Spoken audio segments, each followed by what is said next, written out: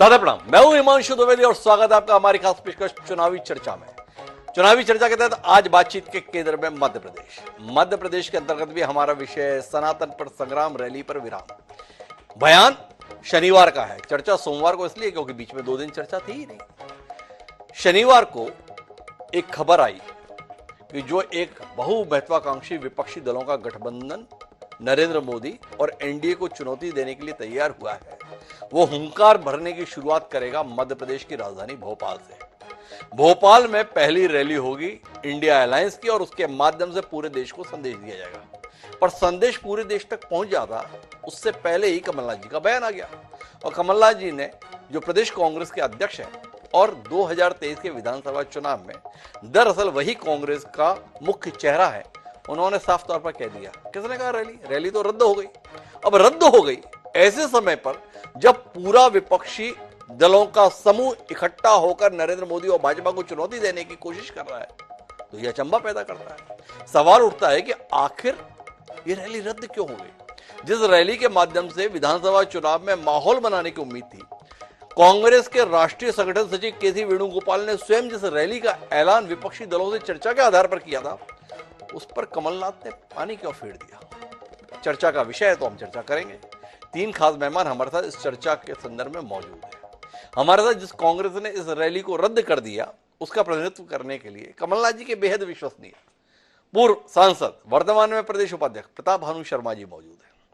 हमारे साथ यशपाल सिसोदिया जी मौजूद हैं, भारतीय जनता पार्टी का पक्ष रखने के लिए मंदसौर से विधायक है, भारतीय जनता पार्टी का बड़ा संभावनाशील चेहरा है। वर्तमान में तो वह उस भूमिका में नहीं दिखे, पर आने वाले समय में बड़ी भूमिका में दिख सकते हैं।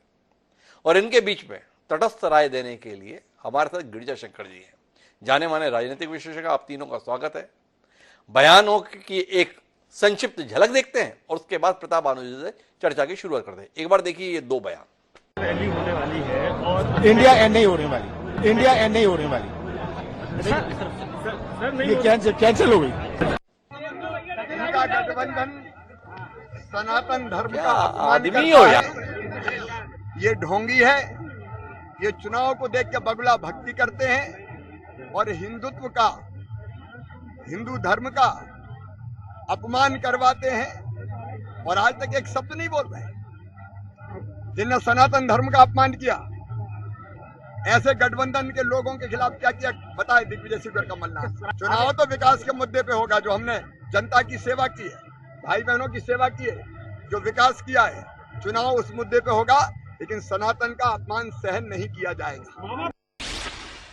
तो प्रताप भानु जी, ये क्या हो रहा है भाई? जिस रैली के आयोजन को लेकर उत्साह दिखना चाहिए था, कमलनाथ जी उस रैली के स्थगित होने के संदर्भ में, रद्द होने के संदर्भ में उत्साह के साथ बता रहे हैं नहीं होने वाली इंडिया की रैली, रद्द हो गई रैली। इतना उत्साह विपक्षी दलों के जिस समूह के आधार पर देश भर में चुनौती का वातावरण तैयार किया जाना था, उसके रद्द होने को लेकर इतना उत्साह समझ नहीं आया। थोड़ा आप समझाइए ना प्रताप भानु जी, क्यों ऐसा उत्साह है? देखिए हिमांशु जी, चुनावों में कितना उत्साह है, इंडिया गठबंधन का कितना असर पूरे देश में है, ये तो उपचुनावों के रिजल्ट से मालूम पड़ गया जी। और भाजपा नेताओं के, जिसमें मोदी और शाह भी शामिल हैं, उनकी नींद हराम हो गई। सपने में भी उन्हें इंडिया गठबंधन का नाम याद आता है जी। कभी घमंडी गठबंधन कह देते हैं, कभी इंडी गठबंधन कह देते हैं। इंडिया गठबंधन का सही नाम लेना तो वो भूल ही गए, उनकी जुबान से नहीं निकलता जी। अब वो भारत को इंडिया कहने में भी झिझकते हैं और उस पर भी बहस शुरू कर दी है। हमें कोई परहेज नहीं है, हम चुनावी मोड में हैं। मध्य प्रदेश में वैसे ही उत्साह से पूरा काम चल रहा है कमलनाथ जी के नेतृत्व में और केंद्रीय नेतृत्व में, कहीं कोई परेशानी नहीं है। हम मध्य प्रदेश चुनाव की दौर में जा रहा है हिमांशु जी, ये आपको मालूम है।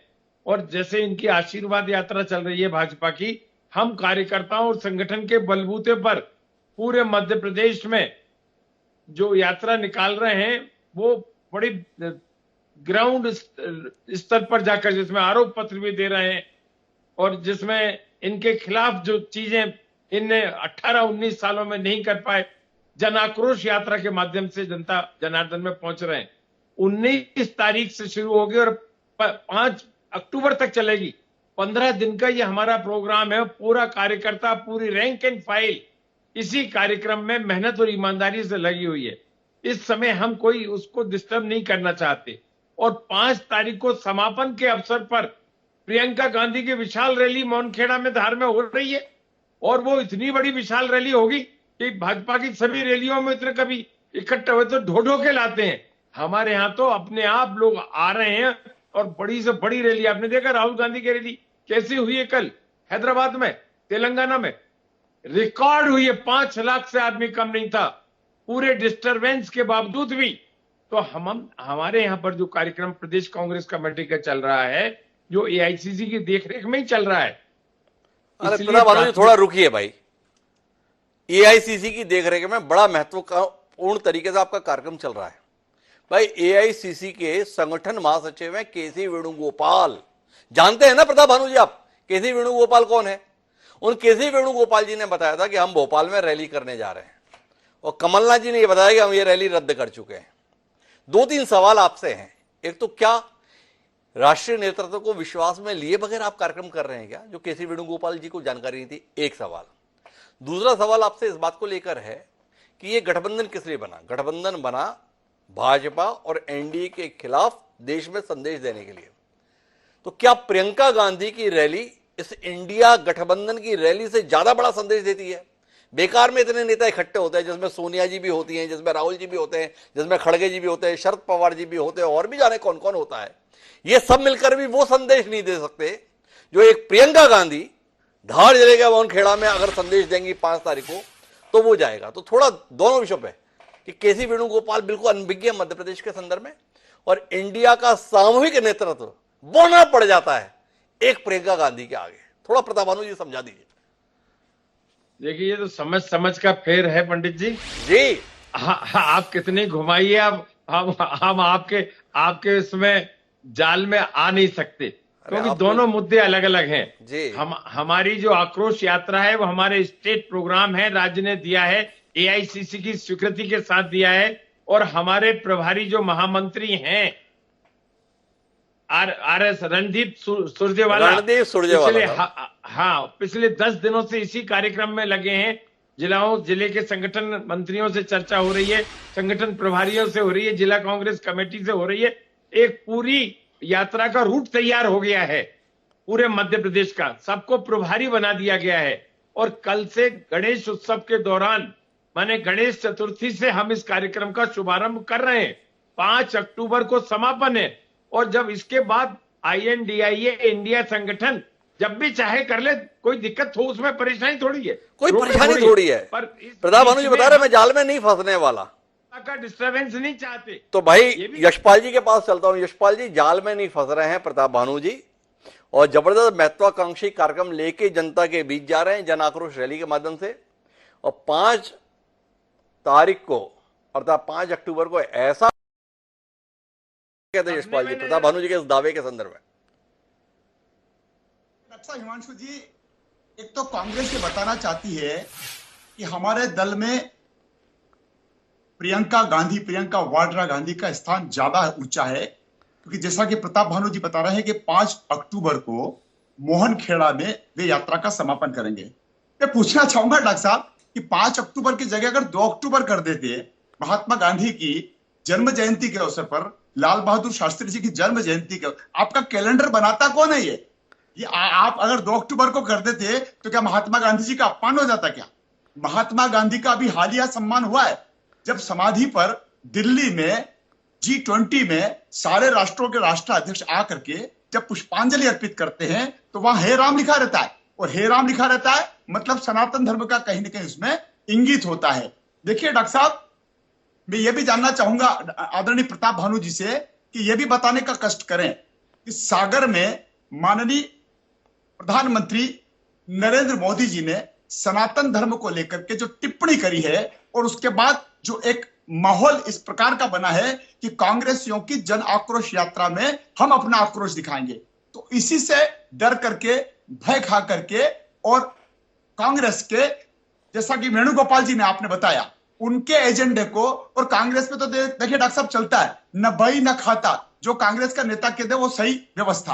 और मैं फिर कहना चाहूंगा कि जब संत रविदास जी की मंदिर के निर्माण की आधारशिला रखने के लिए प्रधानमंत्री जी आए थे और आपको याद होगा 12 तारीख थी डॉक्टर हिमांशु जी, और जी। 13 तारीख को खड़गे जी सागर में सम्मेलन कराना चाह रहे थे और कांग्रेस के बैनर पे कराना चाह रहे थे राष्ट्रीय अध्यक्ष जी। क्या हुआ? अंतोगत्वा मुंह की खाना पड़ी और अगले दिन का कार्यक्रम को निरस्त करना पड़ा, इसलिए कि पूरे सागर में संत रविदास जी के मंदिर के निर्माण में जो जन समूह उमड़ करके आया और उसके कारण से खड़गे जी ने घोषित कार्यक्रम को निरस्त किया। इसी प्रकार से जन आक्रोश, नाम जरूर आपका है, ये जन आक्रोश डॉक्टर साहब आपकी उस रैली में जो वेणुगोपाल जी ने तय की थी, एक झटके में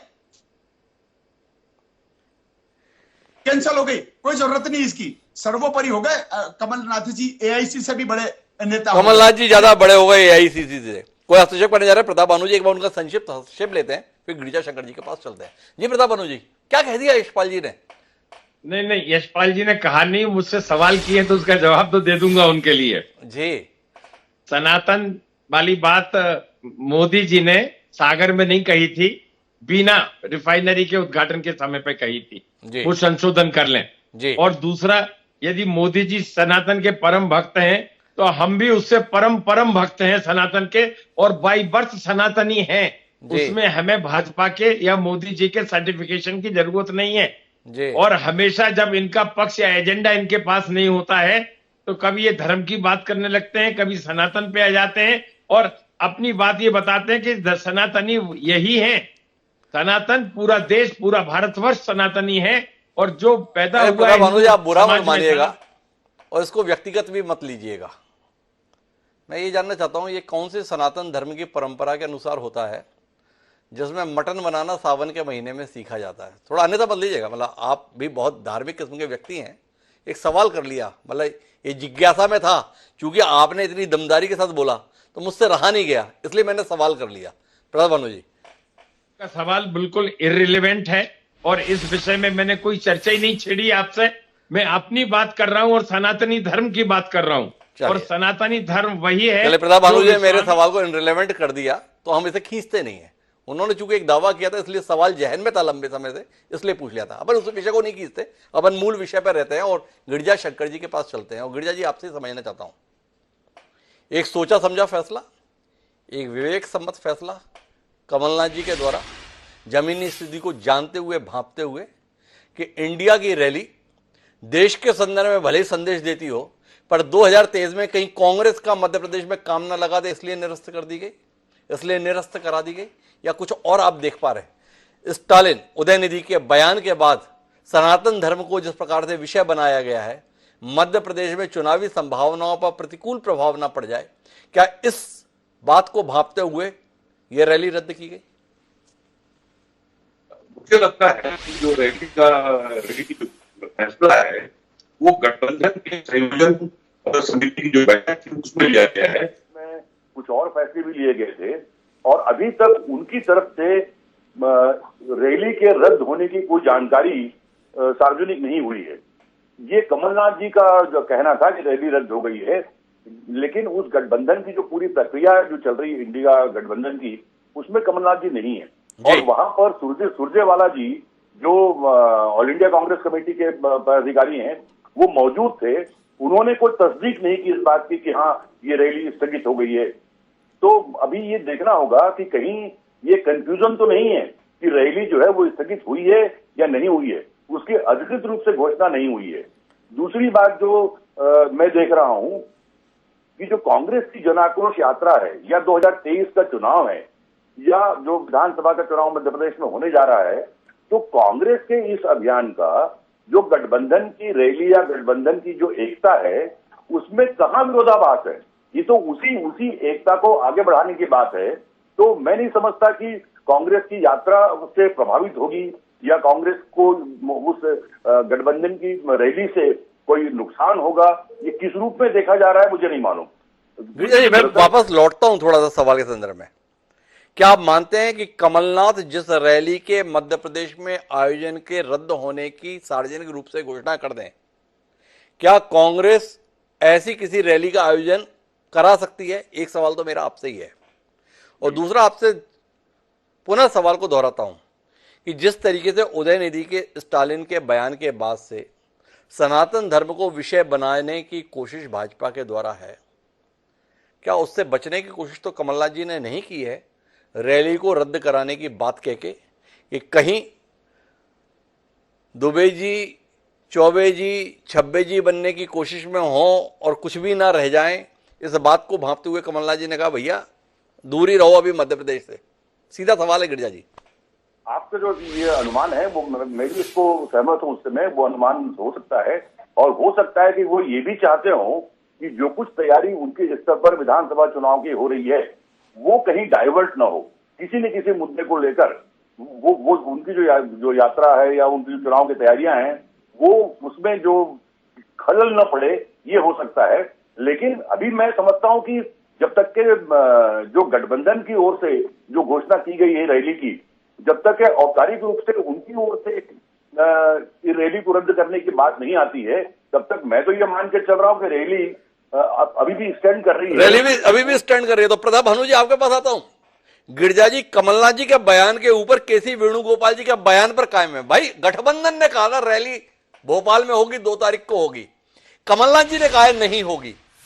तो प्रताप भानु जी आप ही बताओ किसकी बात में भरोसा करें? गिरिजा शंकर जी जैसा वरिष्ठ राजनीतिक विश्लेषक भरोसा नहीं कर पा रहा कमलनाथ जी के बयान पर, अब गिरिजा जी भरोसा नहीं कर पा रहे, बाकी मध्य प्रदेश की जनता का क्या होगा? प्रताप भानु जी नहीं, देखिए गिरिजा शंकर जी ने बहुत साफ साफ बात कही है, उसका इंटरप्रिटेशन मत करिए आप। अच्छा, उन्होंने ये कहा है कि अभी गठबंधन की चर्चा है और गठबंधन ने कोई तय नहीं किया था, चर्चाएं चल रही थी कि यहां से शुरू करेंगे, वहां से शुरू करेंगे। और यदि हमारे नहीं प्रताप भानु जी ऐसा नहीं, ऐसा बोल के ना निकल जाए कि ये तो मैं गिरिजा जी से वापस कहलवा देता हूं।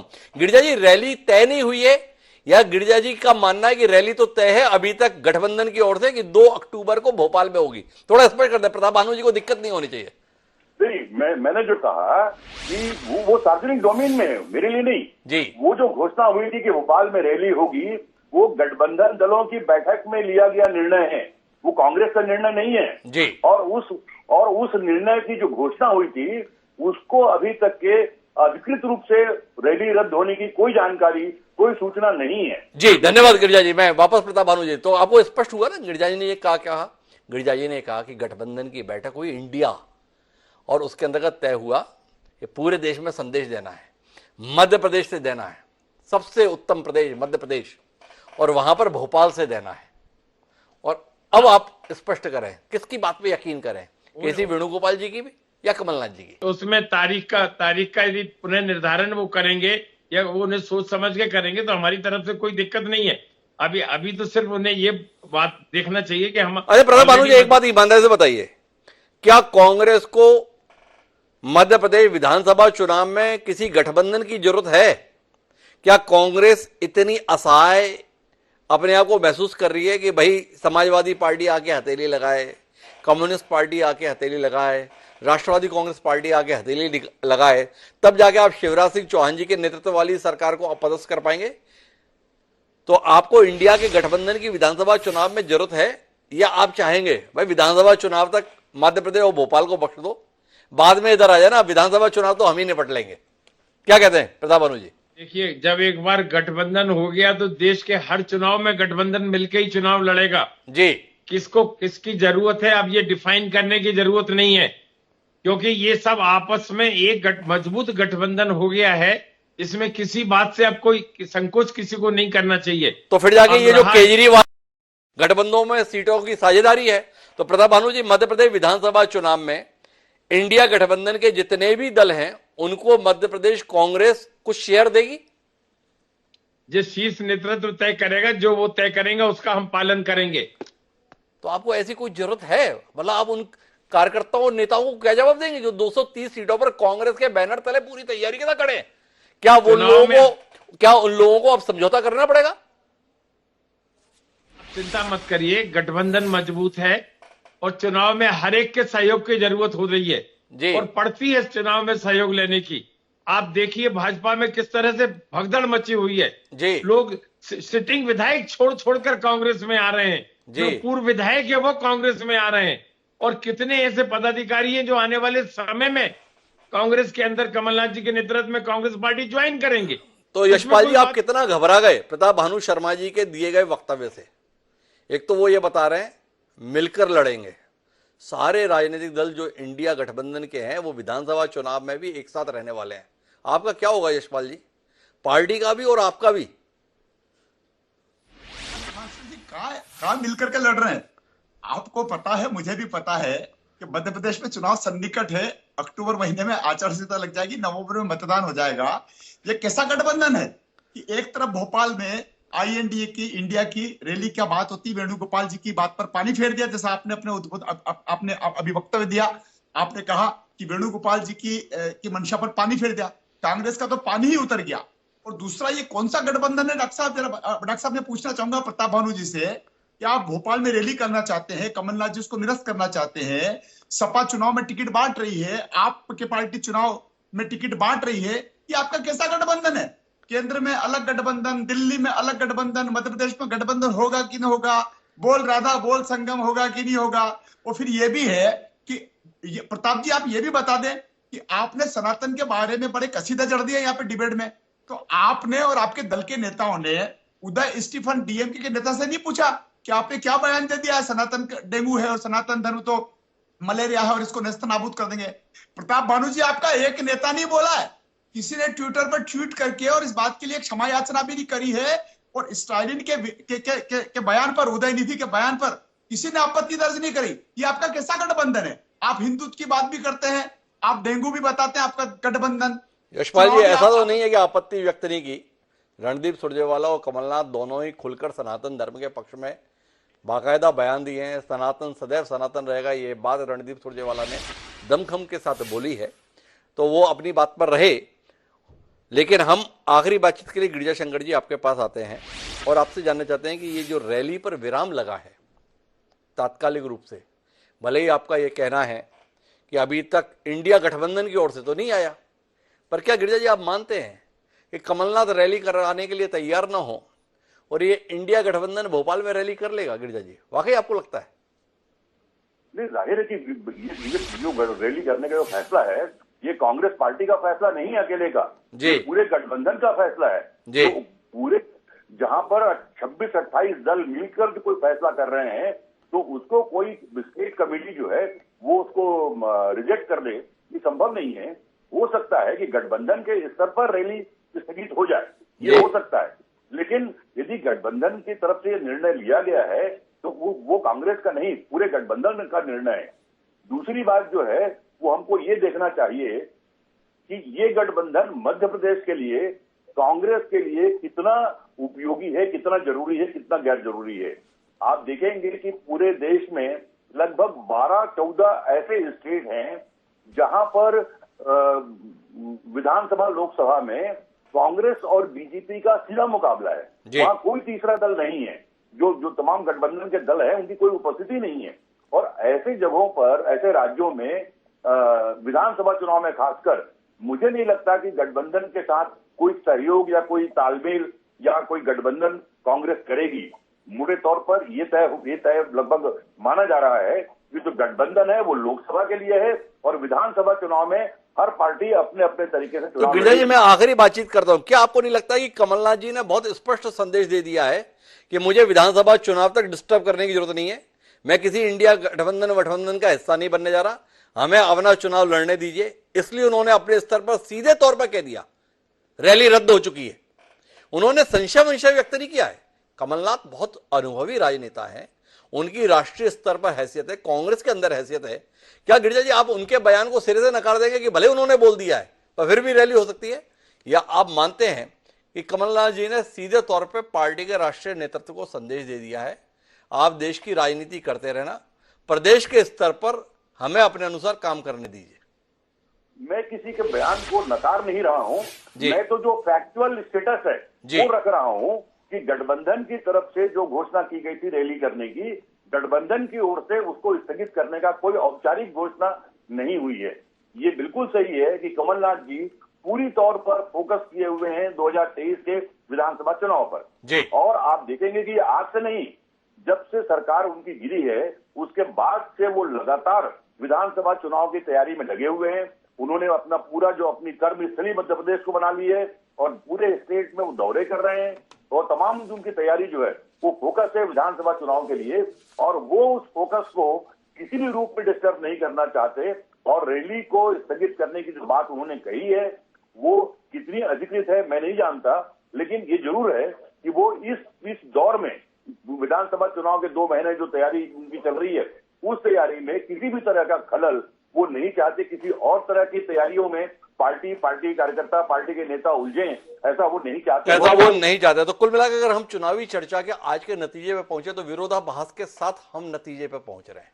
प्रताप भानु शर्मा जी हमें बताना चाह रहे हैं कि भाई इंडिया का गठबंधन के मायने हैं, विधानसभा चुनाव में भी मायने हैं, पर गिरिजा शंकर जी जैसा अनुभवी राजनीतिक विश्लेषक, कमलनाथ जी के बयान और बाकी गतिविधियों को देखकर इस नतीजे पर है कि इंडिया नाम का जो गठबंधन है वह लोकसभा चुनाव में कोई भूमिका निभाएगा, पर इस विधानसभा चुनाव में मध्य प्रदेश के संदर्भ में गठबंधन के स्तर पर कोई उम्मीद न रखी जाए। जो रैली का स्थगन है उसके संदर्भ में गठबंधन की ओर से स्थगन की कोई सूचना नहीं है, पर कमलनाथ जी का सिरे से रैली को नकारना दरअसल इस गठबंधन को ही विधानसभा चुनाव के संदर्भ में नकार देना है। हमारे साथ में जुड़े हुए यशपाल जी लगातार इस बात को ही बता रहे हैं कि कोई गठबंधन की स्थितियां है ही नहीं, अकेले चुनाव लड़ने का है। तो ये अकेले का चुनाव क्या नतीजे देगा जानने में हमारी दिलचस्पी रहेगी। लेकिन बहरहाल आप तीनों मेहमानों को धन्यवाद आज की इस चर्चा का हिस्सा बनने के लिए। समय याद लेने का तो मुझे दिए इजाजत, कल फिर मिलेंगे नए विषय के साथ, तब तक के लिए सादा प्रणाम।